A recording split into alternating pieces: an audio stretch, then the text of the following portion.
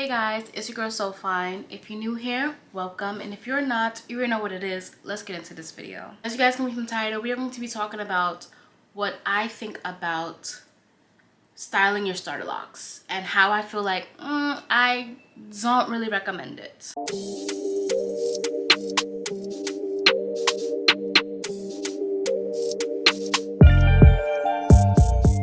Before we get into the video, I want to see you guys comment down below. Did you style your starter locks? So like, say when you first started your locks, I know that a lot of people, when they do their first set, they do a style. Did you do that?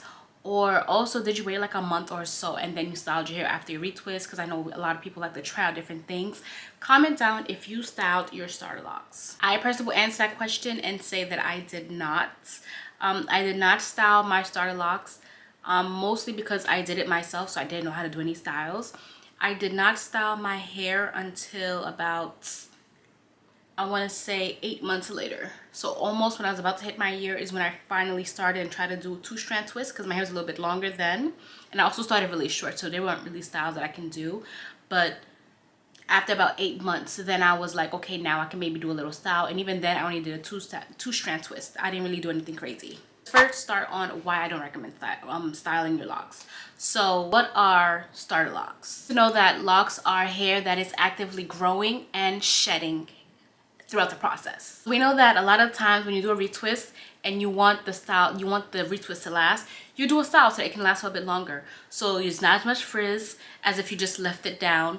But in addition to minimal frizz, there's also minimal shedding, and shedding is exactly what makes your locks get thicker. This overall slows down the whole locking process because, okay, let's go through the process. So your hair is retwisted, so now it needs its time to shed, it needs its hair to grow. And when your hair is in a style such as, let's say, a 2-strand twist, your hair is supposed to shed from the root and into the lock strand. But if your hair is retwisted into a style, there's nowhere but so far that the shed hair can go down. And that's why a lot of the times when you have your hair in a style and you have like little bumps and little dents, and there's some parts of the lock strand that are thicker than the others because hair was able to fall there instead of along the other way. Like, instead of it being nice and even, it's a little bit bumpy. You have some budding where there's a lot more hair where it's a lot thicker than on the other side. Like, it's just discombobulated. Another reason why your locks can look like they're thinning, because there's not enough shed hair falling into them for them to get thick and juicy. If you're interested in having like a healthy lock journey but still want to do your styles, like you can still do your styles, I would just recommend not doing your styles so often. And if you are going to do your styles, don't leave them in for longer than 2 weeks, so that your hair is still able to you are able to still get your boost of confidence. Because I love when I get my hair in a style, I look like a different person and I love it. So, but I don't leave it in for no more than 2 weeks, so that your hair is still able to do the shedding, still able to do the locking process, because your hair is still going to go through that process no matter if you have mature locks or not, because your hair is still growing and your hair still needs to shed into these locks. Before I end this video, I want to give you guys 2 tips that I would recommend on styling your starter locks if this is something that you still prefer to do. The first step would be to not style on wet hair. So let's say, okay, you wash your hair, you get yourself a retwist. A lot of the times we do our styles right after the retwist and then we let our hair dry. I would recommend letting your hair dry, and maybe if you are going to do a style, do it maybe like a week or so after your retwist and your hair is nice and dry. When your hair is wet, that is the best state that your hair could be in for the locking process. So the locking process is, so if your hair is wet, your hair, the water will bring the lock down, and then it will loosen it up, and then shrinkage is what brings the lock right back up. And when that shrinkage happens, all the entanglement, all the locking, all the hair strands are getting all mushed together, and that is how you get your lock.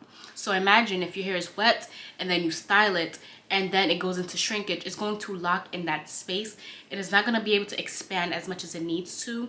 So just making sure that you're leaving your hair as it is when it's wet, letting it dry so it can lock and do whatever it needs to do, and then you can style it in whatever way you want to do, because you do not want to mess up or slow down that locking process in your hair. The second tip is something that is called compression styling. So compression styling is basically just adding hair onto your hair, or just squeezing those strands, and then it's not being expanded as much as it needs to.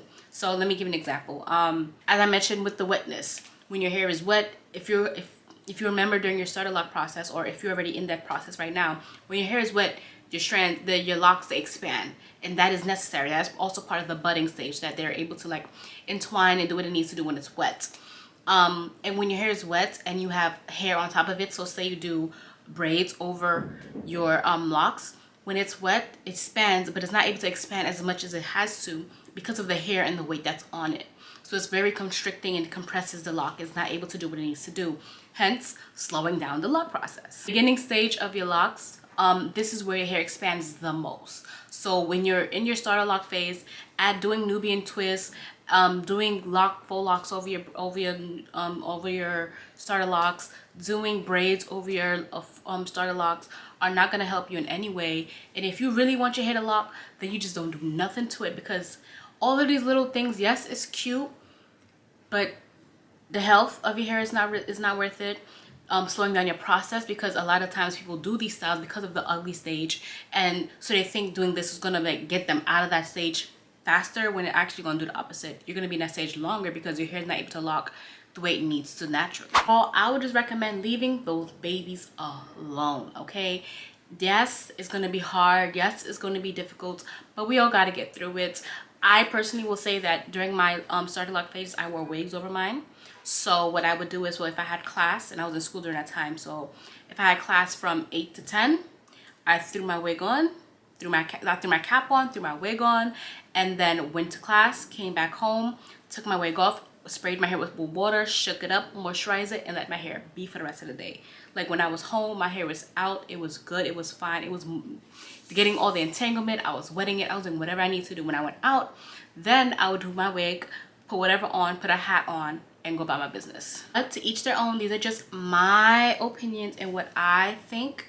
So if anything that I say is of value, please remember to give me a thumbs up, subscribe if you're not already, and this is just it. I just wanted to give you guys my tips, things that I have done to help me throughout my journey. I am currently 5 years in the game, and this is the healthiest my hair has ever been. And I just want to share anything that I could give to all of those of you in the beginning of your process. If you're already past that stage, we want to help others, do so and pass this on to others. Share this video, and that's pretty much it. Always, thank you guys so much for watching, and I'll see you guys in the next one.